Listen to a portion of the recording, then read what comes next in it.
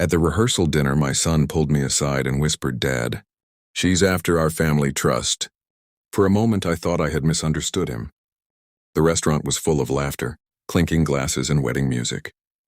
My future daughter-in-law, Claire, stood across the room beside her parents, smiling as guests congratulated her. Everything looked perfect, but my son Ethan wasn't smiling. His face was pale and his eyes kept moving toward Claire, as if he were afraid she might hear us. "What are you talking about?" I asked. He leaned closer. I found messages on her phone. She was talking to someone about the trust. "She knows how much it's worth. Dad, I think she's marrying me because of the money." The words hit me harder than I expected. Our family trust had been established by my grandfather. Nearly 70 years earlier, it included farmland, investments, and several properties. I had always protected it carefully, and only a few people knew its true value. Claire was not supposed to know the details. "Are you sure?" I asked. "I saw the messages myself." Ethan replied she wrote that once we were married. She'd finally have access to everything. I looked across the room again. Claire noticed us and waved. Her smile was warm and genuine, or at least it seemed that way. I didn't wave back for the rest of the evening. I watched her closely. Every laugh sounded different. Every compliment felt calculated. When she thanked me for helping pay for the wedding, I wondered whether she was thinking about the trust. By the time dessert arrived, doubt had taken over my mind. After the guests left, I asked Ethan to show me the messages. He handed me his phone. There were several screenshots. In one, Claire had written, "Once the wedding is over, everything will finally be secure." In another, she said, "His family trust could change our lives." The messages looked terrible, but something bothered me. There was no name visible at the top of the conversation. No date, and the screenshots were strangely cropped. "Why didn't you ask her about this?" I said I tried. Ethan answered. "She denied everything. Then she accused me of not trusting her." "Maybe she's right," I replied. His expression hardened. "Dad, you always liked her. You don't want to believe she could use me." I didn't answer that night. I barely slept. The next morning was the wedding. I had imagined this day for years. I was supposed to stand beside my son, welcome Claire into our family, and celebrate the beginning of their life together. Instead, I was wondering whether I should stop the wedding. Before leaving for the venue, I called my attorney, Mr. Harrison. "I need to know something," I said. "Could Ethan's wife gain access to the family trust after they marry?" "No," he replied immediately. "The trust is protected.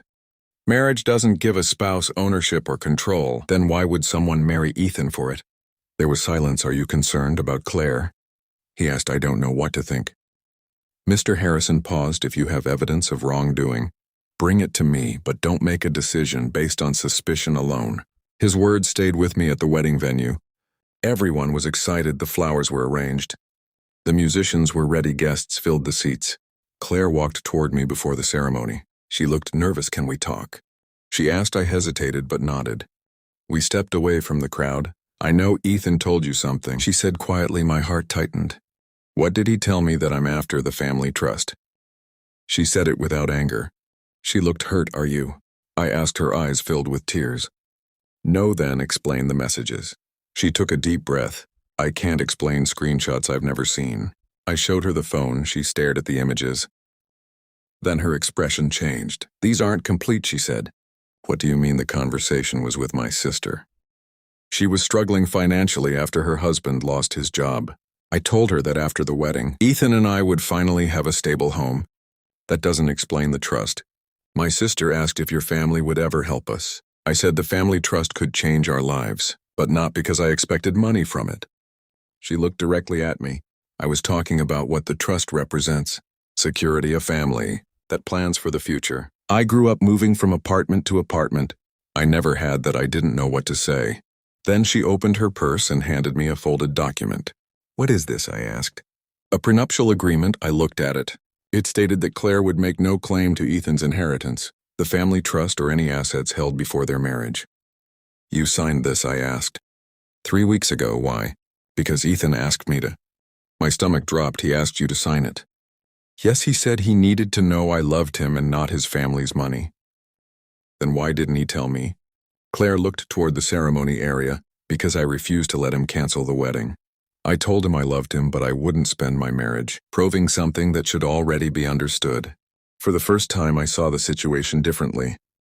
Ethan hadn't simply discovered suspicious messages. He had been afraid, and fear had turned into suspicion. Still, one question remained. "Why are the screenshots cropped?" I asked. Claire shook her head. "I don't know." Just then, Ethan approached us. "Dad, the ceremony is about to start," he said. Claire looked at him. "Did you crop those messages?" His face went still. "What?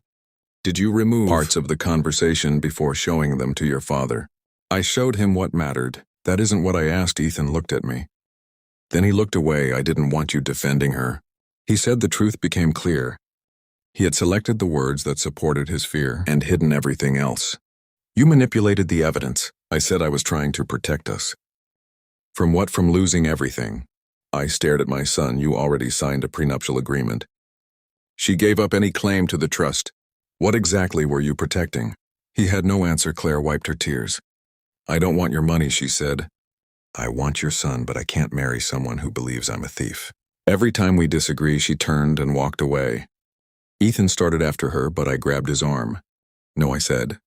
"You don't get to chase her until you understand what you did." He looked shocked. "Dad, the wedding is starting. Then you should decide whether you're ready to be a husband." The ceremony was delayed. Guests whispered. The musicians stopped playing. For 20 minutes, Ethan sat alone in a small room while I stood outside. When he finally came out, his eyes were red. "I was scared," he said. "Of what? Of becoming like Mom. My wife had left us years earlier after spending money we didn't have. Ethan had watched our family fall apart. Since then, he had believed that money was the reason people stayed or left. I thought if Claire cared about the trust, she'd eventually hurt me," he said. "And because you were afraid, you hurt her first." He nodded, then he walked. To Claire, I stayed behind, giving them privacy. Nearly an hour later, they returned together. Claire's eyes were still swollen, but she was holding Ethan's hand. The ceremony began when Ethan spoke his vows. His voice shook. "I promise to trust you." He said, "Not because trust is easy, but because love without trust becomes fear." Claire looked at him for a long moment. Then she smiled. They were married that afternoon. At the reception, Ethan asked me to dance with Claire. As we moved slowly across the floor, she whispered, "I hope you don't think I'm after your money." I smiled. "No, I think you're after something much more difficult." "What?" "My son's heart." She laughed, then I added, "And I think you already have it." Months later, I made a change to the family trust. I didn't add Claire's name. I didn't give Ethan more money. Instead, I created a family education fund that could help future generations build their own lives. When Ethan asked why, I told him money should give people opportunities, not reasons to fear one another. He nodded, then he said something I'll never forget. "Dad, I almost lost the best person in my life because I believed fear more than I believed her." That was the lesson we all carried forward. Sometimes the greatest threat to a family isn't greed. Sometimes it's suspicion, and sometimes the people we try hardest to protect are the ones we hurt when we refuse to trust them.